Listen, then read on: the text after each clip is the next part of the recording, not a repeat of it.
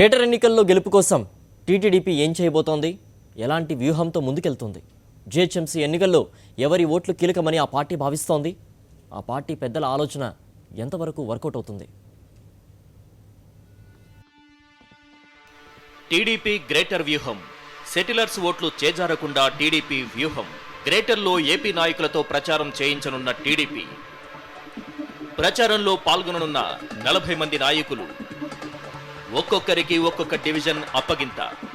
విస్తృత ప్రచారంలో పాల్గొననున్న ఏపీ నాయకులు.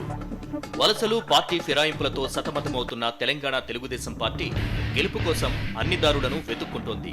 గ్రేటర్ ఎన్నికల్లో గెలుపోటములను సెటిలర్స్ ప్రభావితం చేయనుండటంతో వారి ఓట్లను ఆకర్షించేందుకు టీడీపీ ప్రయత్నిస్తోంది.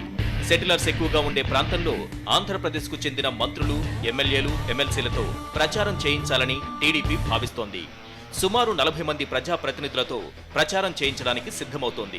ఒక్కొక్కరికి ఒక్కొక్క డివిజన్ అప్పగించి వారితో ప్రచారం చేయించాలని టీడీపీ వ్యూహరచన చేస్తోంది.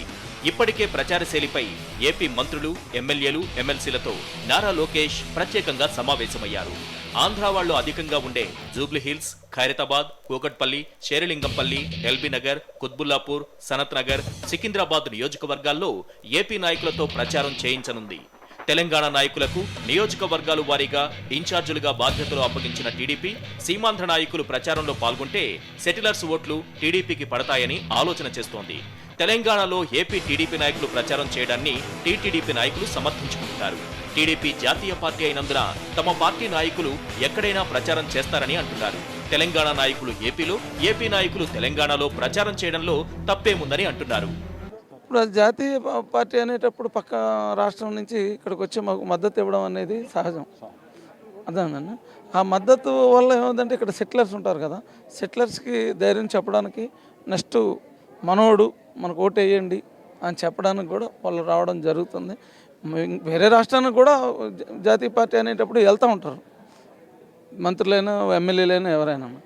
జాతీయ పార్టీ వల్ల వాళ్ళు మా దగ్గరికి వచ్చి మద్దతు ఇవ్వడం జరుగుతుంది. సెటిలర్స్ 100% అండగా ఉంటారని నమ్ముతున్నాను.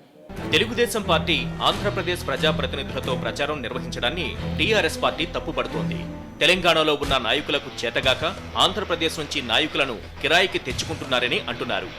ఏపీ నాయకులు తెలంగాణలో ప్రచారం చేయడం రెండు ప్రాంతాల ప్రజల మధ్య మరోసారి విద్వేషాలు రెచ్చగొట్టడమవుతుందంటున్నారు. ఆంధ్రప్రదేశ్ నాయకులతో ప్రచారం చేయించి గ్రేటర్లో సెటిలర్స్ ఓట్లు రాబట్టుకోవాలని చూస్తున్న టీడీపీ ప్రణాళిక ఎంతవరకు పనిచేస్తుందో చూడాలి.